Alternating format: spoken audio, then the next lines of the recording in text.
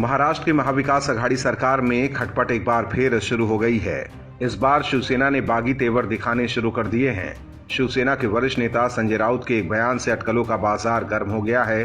शिवसेना नेता के इस बयान के कई मायने निकाले जा रहे हैं। ऐसे में ये सवाल उठ रहा है कि क्या शिवसेना को अब कांग्रेस और एनसीपी का साथ रास नहीं आ रहा है? क्या इसीलिए शिवसेना ने अगले साल होने जा रहे बीएमसी चुनाव अकेले लड़ने का फैसला किया है? शिवसेना की माने तो वो 200 से अधिक सीटों पर अकेले चुनाव लड़ेगी और 100 से ज्यादा सीटों पर चुनाव जीतने की कोशिश करेगी। ये ऐलान शिवसेना सांसद संजय राउत ने किया है। सांसद संजय राउत ने बयान दिया है कि मुंबई शिवसेना का जन्म स्थान है। हमारा विचार था कि पार्टी का विस्तार होना चाहिए, इसीलिए शिवसेना अकेले लड़ रही है, जिससे कि बीएमसी पर हम लोगों का कब्जा हो।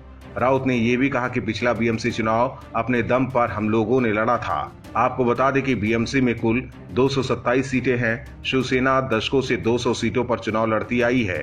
वहीं कांग्रेस भी 80 से कम सीटों पर चुनाव लड़ने को तैयार नहीं है, क्योंकि 80 से 100 सीटों पर उनकी जबरदस्त पकड़ है। वहीं राष्ट्रवादी कांग्रेस पार्टी भी अपने लिए अवसर तलाश रही है। ऐसे में शिवसेना के साथ समस्या ये है कि उसे बीएमसी में बहुमत पाने के लिए कम से कम 114 सीटों पर जीत हासिल करनी होगी। अगर वो सिर्फ 150 सीटों पर चुनाव लड़ती है तो ऐसा कर पाना उसके लिए बेहद मुश्किल होगा। इसीलिए शिवसेना ने 200 सीटों पर चुनाव लड़ने का फैसला किया है। हालांकि यहाँ गौर करने वाली बात यह है कि बीएमसी के चुनाव में शिवसेना, एनसीपी और कांग्रेस की सीट बंटवारों पर बात नहीं बनी है, तो आगामी विधानसभा चुनाव में क्या होगा? क्या 2024 में होने वाले महाराष्ट्र विधानसभा चुनाव से पहले ही एमवीए गठबंधन टूट जाएगा? ये सवाल भी उठने लगे हैं। लेकिन फिलहाल देखने वाली बात ये होगी कि शिवसेना के बीएमसी में अकेले चुनाव लड़ने वाले फैसले से राज्य की अघाड़ी सरकार पर क्या फर्क पड़ता है। हाल के दिनों में शिवसेना की बीजेपी से भी नजदीकियां बढ़ी हैं।